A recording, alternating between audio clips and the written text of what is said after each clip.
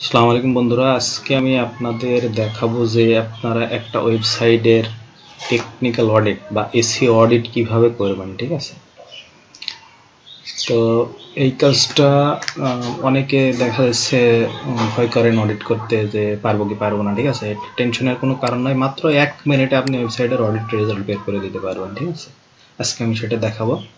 তো আগে আমরা একটু দেখে আসি যে অডিট সম্পর্কে আপার ফাইবারে কোনো কাজ আছে কিনা।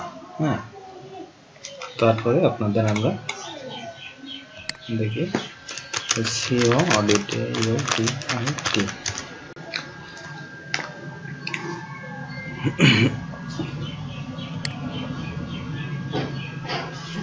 এই যে দেখেন 2840টা গিগ এখানে আছে।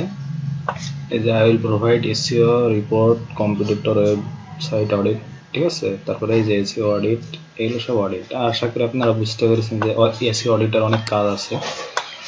আজকে আমরা এইটা শিখবো যে মনে করেন আপনাকে ফাইবার বা আপওয়ার্ক থেকে ক্লায়েন্ট একটা ওয়েবসাইট দিল, যে বললো দেখো দিনে আমার ওয়েবসাইটে কি কি সমস্যা আছে সেগুলো আমাকে একটু মেনশন করো। ঠিক আছে, তো আপনি যেটা কিভাবে মেনশন করবেন, মাত্র 1 মিনিটে একটা টুলস ব্যবহার করে, এটা অবশ্যই হোয়াইট হ্যাট টেকনিক। ঠিক আছে, এটা এই টুলটার নাম হচ্ছে SEO কোয়াক। আমরা এই টুলটার জন্য একটা গুগল এক্সটেনশন আমাদের ইনস্টল করা লাগবে, SEO কোয়াক। এই যে SEO কোয়াক এক্সটেনশন। ঠিক আছে, তো তার আগে একটা কথা বলে নিই, যারা আমার চ্যানেল নতুন, চ্যানেলটা এখনো সাবস্ক্রাইব করেনি অবশ্যই সাবস্ক্রাইব করবেন আর পাশে থাকা বেল আইকনটি প্রেস করে দেবেন। আর যদি ভিডিও বুঝতে কোনো সমস্যা হয় তাহলে ভিডিওর নিচে কমেন্ট করবেন, ইনশাল্লাহ আমরা রিপ্লাই দেবো। আর আমাদের ফেসবুক গ্রুপ এবং পেজের লিঙ্ক ডেসক্রিপশন বক্সে দেওয়া থাকবে, ওখানে একটু জয়েন হয়ে নেবেন, তাহলে কোনো সমস্যা হলে গ্রুপে আলোচনা করা যাবে। এই যে মনে করেন এই লিঙ্কটা আমরা ঢুকে যাবো। ঠিক আছে,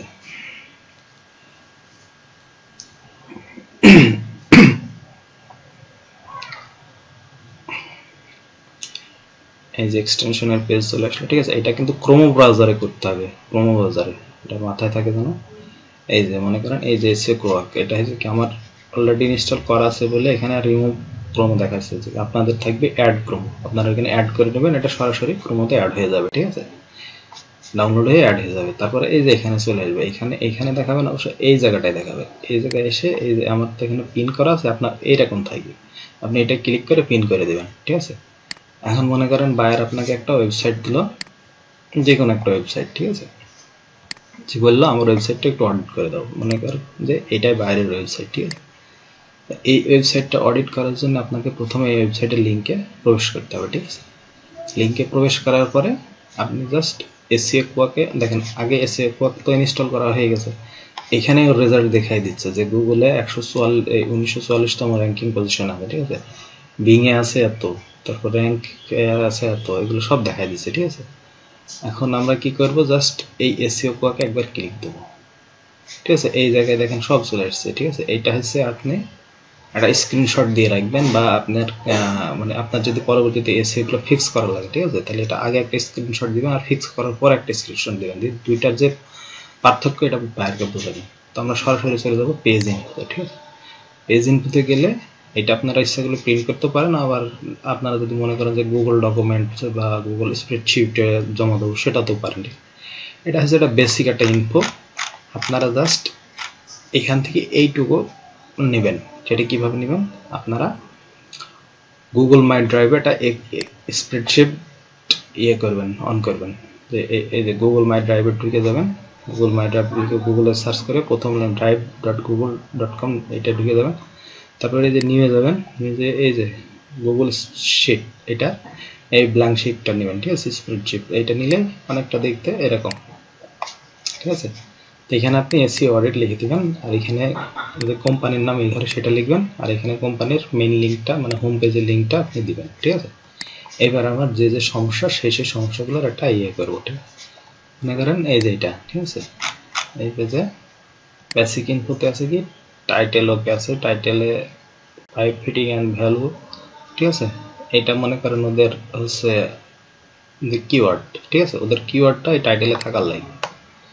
ঠিক আছে, টাইটেলে যদি না থাকে তাহলে মিসিং দেখা দিবে না, যদি থাকে তাহলে ওকে। ঠিক আছে, ওদের টাইটেল সম্ভবত এই যে ফিটিং, এইটুক হয়তো টাইটেল, ঠিক আছে, প্লাস্টিক ফিটিং বা পাইপ ফিটিং, ঠিক আছে, ফিটিং কথাটাই ধরে নিলাম যে ওদের মেইন কিওয়ার্ড, ঠিক আছে, ফিটিং কথাটা টাইটেলে আছে, তাহলে আমি এটা লিখে দেবো টাইটেলে ওকে, ঠিক আছে।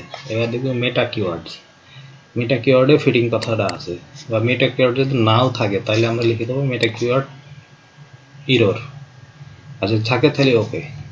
তারপরে মেটা ডেসক্রিপশন, মেটা ডেসক্রিপশনও আছে, তাহলে মেটা ডেসক্রিপশন ওকে। এবার ইন্টারনাল লিঙ্ক আছে 181টি, এটা ডু ফলো আর নো ফলো 0, ঠিক আছে, এটা আমরা এইভাবে লিখে দেবো।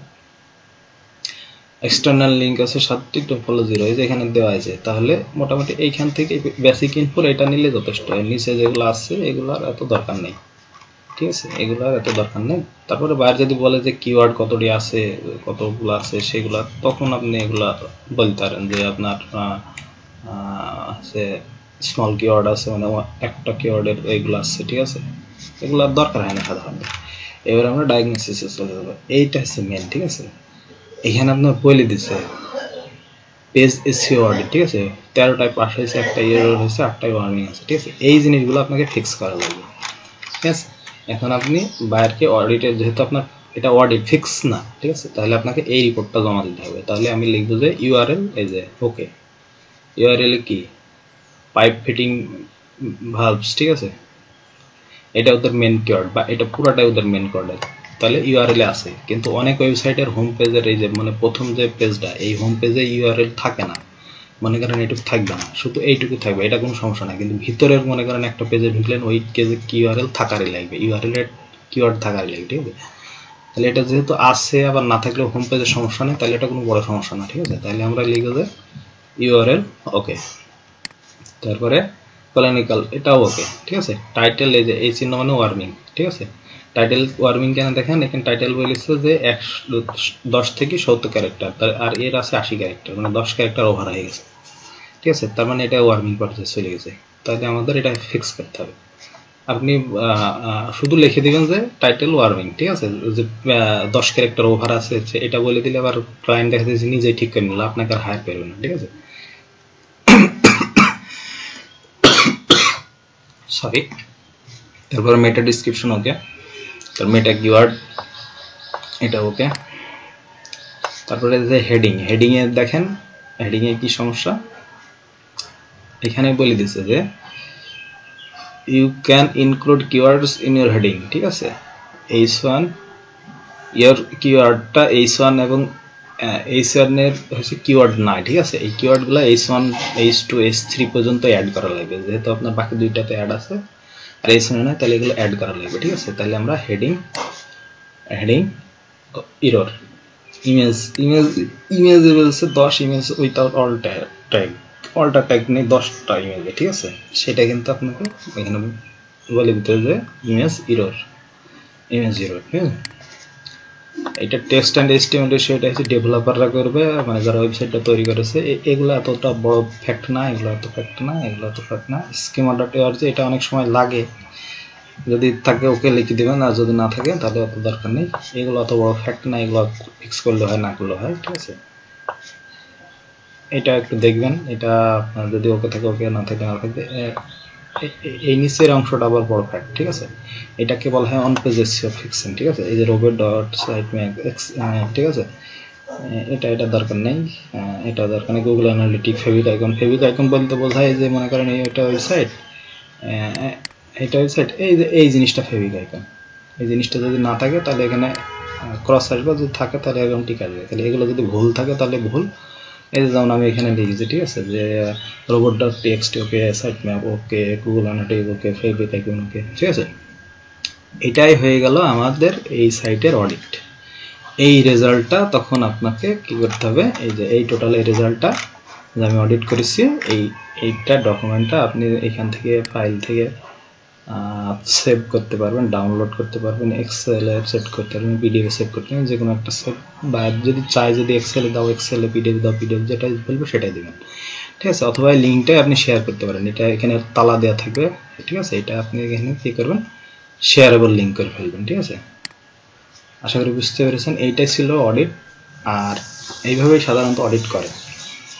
বাইরে তার ওয়েবসাইটটা দিয়ে বলবে যে তুমি কি করতে পারো। আপনি যদি তাড়াতাড়ি এটা বের করে দিতে পারেন তাহলে বায়ার বুঝবে নিশ্চয়ই কাজটা পার, ঠিক আছে।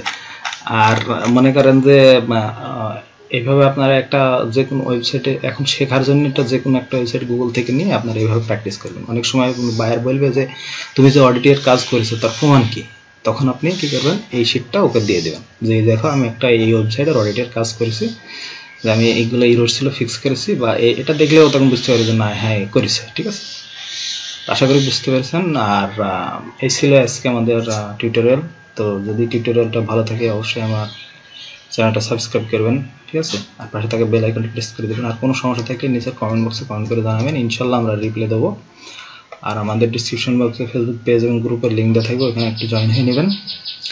এই পর্যন্ত ভালো থাকবেন, ধন্যবাদ, আল্লাহ হাফিজ, আসসালামু আলাইকুম।